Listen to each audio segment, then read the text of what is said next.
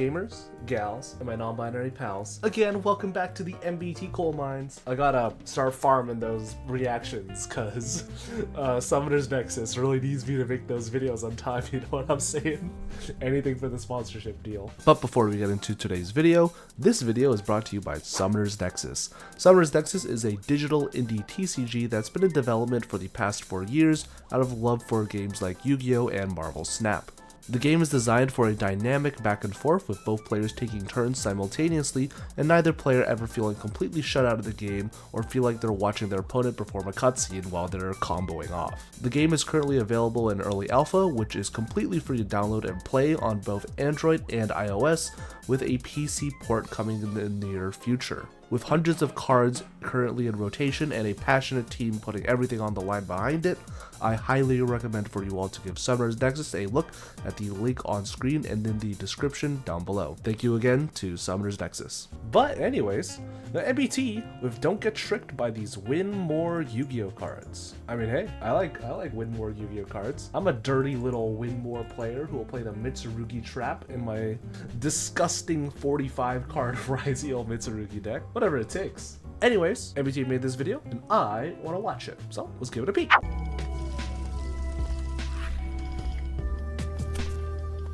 Hey everybody, Joseph Rothschild here, aka Good intro, Dyer. MBT. That was actually pretty good. And we are back with another Twitter thread. God, the lack of Twitter threads every single week just makes each individual one feel so special. Today we're talking about Win More cards. Now, what is a Win More card? Is this video sponsored by Raycon? I see MBT does not wear fucking in-ear headphones most of the time. Is this a sponsored video? Obviously, you would want to win more. Well, not necessarily. Win More cards are cards that are played exclusively in game states where you are winning. Scenarios where you're like, and after I do this and it resolves, and this and it resolves, and this and it resolves, and this and it resolves, I can go into this big unsummonable doofus one in every 10,000 games, each of which I'm already walking through. Today I want to talk not only about those cards, but about the reasons you have for coping on them. And I'm going to begin with one of my favorites from this current format, Dragon Master Magia. The real reason people play this is they got suckered into purchasing a $700 card, but you don't understand. It's so accessible in Blue Eyes. They can set the fusion. You could make it at any time, and it does lose to everything that Blue Eyes already loses to. Let's see what you came up with. In @Ignister, you can run this piece of poo-poo to get another counter on Firewall Dragon Dark Fluid and bounce on Singularity. You could also theoretically run Code of the Soul, so after you use 3 negates, you can bounce back Dark Fluid with Firewall, then re-link summon him for 3 more negates. Remember when people used to play Code of Soul and Malice? Remember when, like, people were like, yeah, Terahertz and, like, Cybers drew a save worm? That is what dreams are made of. It was crazy. That was such a funny period of Malice's life. They were just like, yeah, fuck my extra deck utility. We're making fucking the world's worst negate in passing. Oh man, just think how good that would be if you were guaranteed to get to the entire Dark Fluid line every turn and somehow your opponent could play through 6 negates but not 9. That's crazy. Kevin has a great one. In Fur Hire Rudic Sprite, if I open Fur Hire and Sprite and everything resolves, I can gigantic summon Click and Echo to get full hand knowledge and then pop it turn 1 to draw 3 off Folgo. That's actually incredibly smart. And I'm sure it happens pretty frequently too. Also, Isn't Folgo a 3? Oh, okay.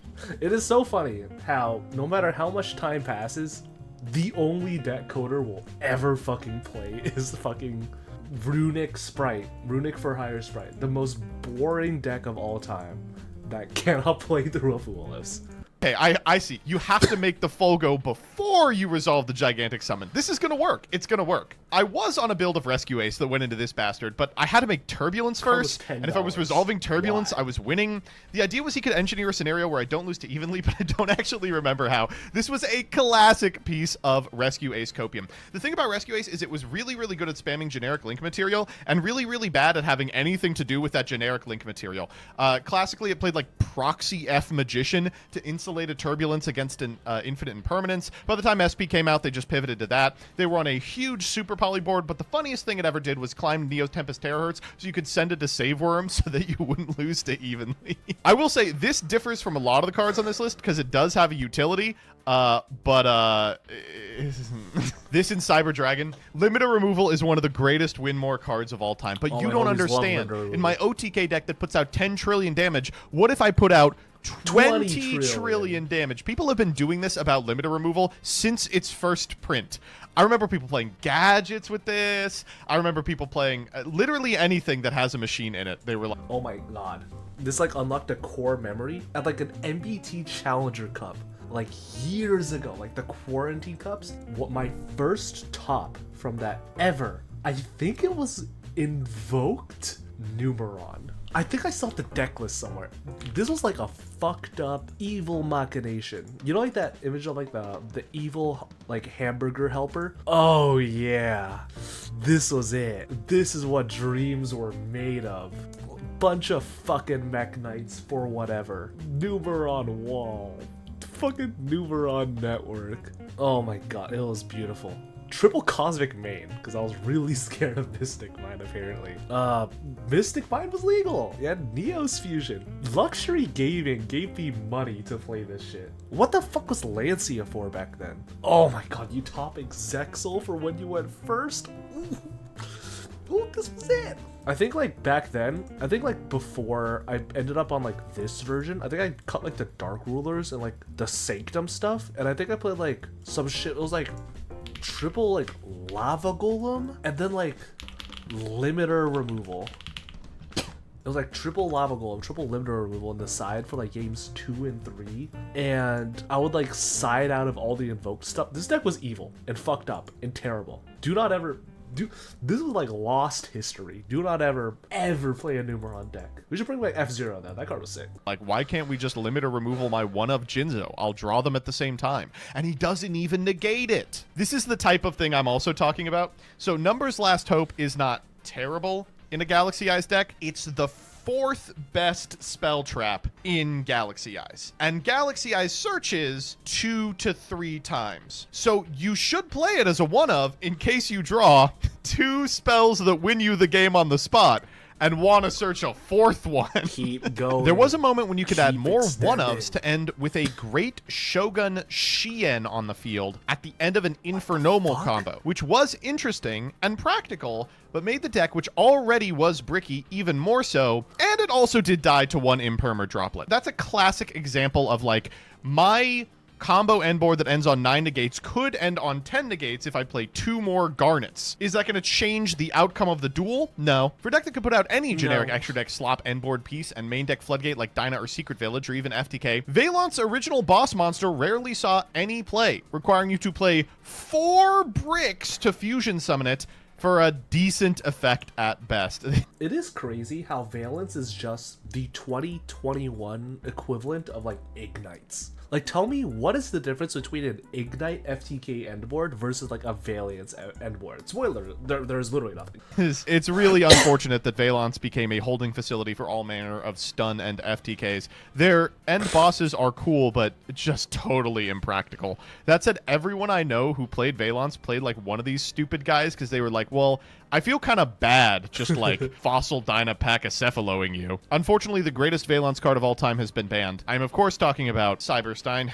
Neo Daedalus, 100% correct. Having this card in a structure deck when I was a kid and trying to make it work when the regular Daedalus does the same thing, but with more investment. It says, card canopy normal summoner set, has to be special summoned by tributing a Levia Dragon Daedalus. You can send an Umi you control to the graveyard to send all cards in both players' hands and field to the graveyard except this card. Awesome, except the 7-star Daedalus does this without the hand loop already, so you actually don't need to play this terrible brick to do the second half of a combo you could have already done. Shouts out to the errata on this card, by the way. I miss old Neo Daedalus. Straight from the gold Daedalus. Yeah, these are right. Both these cards increase the ceiling of the Memento strategy by a good bit, but they are also bricks you don't want to draw, and if you're going full combo, you don't even need these traps to win. Okay, to be fair, the fact that Memento is still siding like 5 cards just to be able to like search them in like games 2 and 3 is very funny. Like if you ever want to know what a fucked up side deck looks like, look at like Memento side decks. Like sometimes they'll be playing Fracture Dance, sometimes they'll play Cranium Burst, sometimes they're still maining Cranium Burst, sometimes they're like siding Bone Back. What the fuck does this card even do? Summon the big guy. Oh, wow. A moves it up card. I'm not reading this, bro. Oh, also I think the funniest thing when I was looking at like time win cons was Granosaurus Giga Cannon, which Memento played for a little bit. And by Memento played, I mean one deck profile I saw, because it was a rank 4, which if it got destroyed, dealt 1,000 damage to your opponent, which wasn't that hard to trigger in Memento. We were also considering, you know, like in Ryzeal, you could make this guy 3,000 attack and punch over a duo drive. What the fuck was I thinking back then? I think this is probably the case now that Memento has become a pretty strong combo strategy. I won't deny that there are some matchups in which it feels good to have a Fracture Dance, because otherwise your board doesn't interact with what your opponent's doing in a particularly meaningful way. But I also can't deny that sometimes I draw these cards and I look at them like, why am I playing this fucking thing? If I stick 2 Dark Lords and my opponent has a full board of vanilla monsters that do nothing, I win the game. This shit's crazy, and he looks cool and nice, so maybe they'll just let it resolve. Awesome. I love the cards that are like, this gets a powerful effect based on how many monsters your opponent has. So rather than trying to equalize the board state and then summon it into a simplified board state, you are incentivized to try and force it early, but that will never happen because cards have text on them. Gambling. Okay. It will work. Oh. This is one that a lot of people are probably going to take issue with because it's currently very popular as the cheapest immediate upgrade to the 3x structure Blue Eyes deck. But unfortunately, I probably have to agree with this. I think so. Synchro Rumble. It's searchable off of Crimson Dragon. But as they say, if you're in a world where you got to your Synchro of choice and a Crimson Dragon, the game is over. It will only make you cry harder if you say end of main and get hit with a Nibiru. This guy in Plant Link, this guy has shown up in so many bad Plant Link decks. No, you don't understand. At the end of the combo, I can also make a Cactus Bouncer, which prevents either player from special summoning monsters. This is super...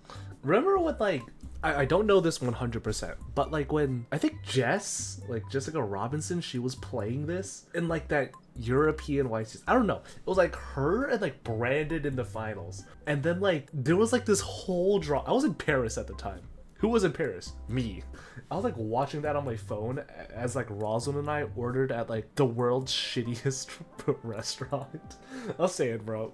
Paris fucking sucked. I think even if Rosalind and I went to every possible thing she wanted to do, I don't think her like outlook on Paris overall would have changed. She would have been like, yeah, this shit still sucked, even if we did go to like one extra art museum. I was like, well, that was the thing.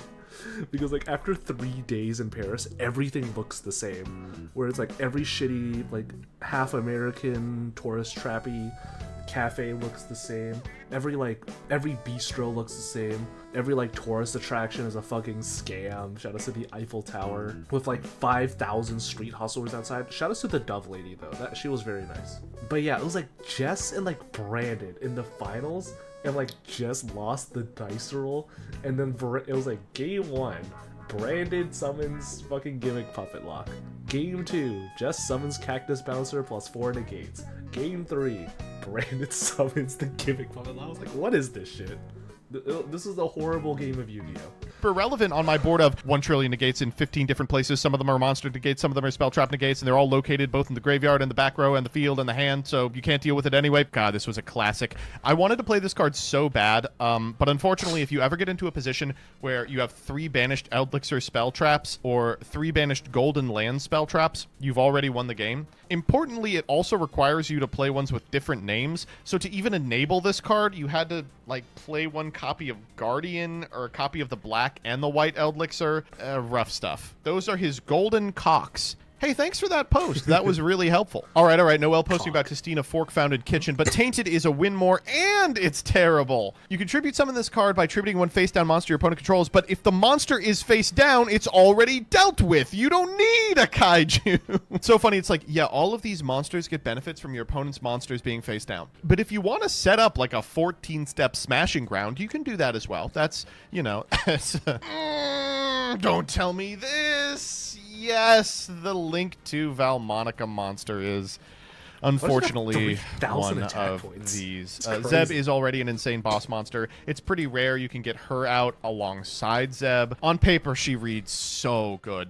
But in practice, it's like, yeah, it's just not going to happen. In decks where this card features, it is usually capital T, the capital G game plan. But every deck in which that is the case already has a better game plan. Like, I do see a lot of Raid Raptor players edging out individual cards in a super tight extra, being like, no, you don't understand. What if I like am able to Kali Yuga and skip their turn? And it's like, yeah, that's just not remotely good. Not to echo. Shout outs to Lunalight, Chick Tiger, full Kali Yuga combo. I remember the first time I played against one of my friends, Andrew. He was on like Rocket Dragon Link, where like game 1, I Kali Yuga locked him, plus like 3 back row and like the Lunalight board. And then game 2, he like did like the dragon FCK, and then like game 3 we just like sat across from each other because we both turbo bricked, because I was playing Lunalight with Kali Yuga and he was playing Dragon Link FTK until like, you know, I normal summoned Kaleido Chick and won the game immediately. Broken card, by the way. Why is Yellow Martin not once per turn? I mean, like, it is, but you know. The old Dimax phrase, but stop making worse Centurion. Arguably everything past Speeder is already win more in Synchron, considering the strat is hope they scoop when I Speeder. I think these are the most obvious ones. The Synchron deck that's just on I am going to resolve Speeder or I am going to lose is a totally fraudulent build, because it is so mired in win more cards. People are like, no, when Speeder resolves, I need to be able to make Blazar. I need to be able to make Quasar, and I'm going to make them all at the same time. It's like, you can just pick 3 synchros that are good. Just make the 3 synchros that are good. No one's beating that. If they had interaction, you'd see it already. It would have happened on the Speeder. You can just... Or you could draw through your whole deck and set like Solemn Judgment or sack cards. Make 3 synchros that trade for 2 cards apiece, and it's over. There's a Clear Wing Hyperlight Rider, there. a great example. Just like how cool this card is. It's literally just Clear Wing Dragon bicycle mode. The shuffling back is nice, but if you have resolved Kite Drake, you do not need to go into this card anymore, and the extra is really tight. Speedroid's extra deck is incredibly it's like American real estate. You are not getting any more space. But some people, they just want to play the bike. They want to play the bike so bad. I think at the end of the day, we can admit that a significant amount of Yu-Gi-Oh players are playing a significant amount of cards that do not do anything for their win rate. Except for the win more cards I'm playing, which I can justify very easily and will do so now. Good editing, Dyer. Anyways, shout out to the Mitsurugi trap. That shit is fucking broken. You ever negate a forbidden droplet with the Mitsurugi trap? That's just disgusting. That trap card is like the only reason to play Mitsurugi. I'll fucking say it right now. But anyways, thank you guys for watching. Let me know what your favorite Whitmore card is. Again, shout out to Mitsurugi trap. Or I guess like Labyrinth setup. Anyways, bye bye.